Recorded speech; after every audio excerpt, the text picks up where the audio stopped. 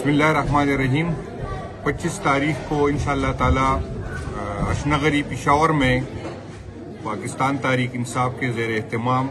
Drone کے خلاف احتجاج ہوگا. جو عمران خان صاحب آپ سب کو پتہ ہے کہ اس نے ڈرون کے خلاف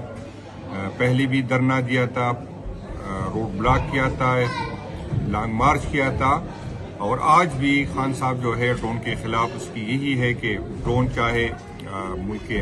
اندر سے ہو یا ملک کے باہر سے ہو, ہم دہشت گرد کو نہ سپورٹ کرتے ہیں اور ہم چاہتے ہیں کہ اس ملک میں دہشت گردی کم ہو, لیکن ہم دہشت گردی کے نام پر کسی معصوم کے قتل کی اجازت ہم بالکل نہیں دے سکتے. تو خان صاحب کی حکم پہ انشاءاللہ تعالی 26 تاریخ کو پیر کے دن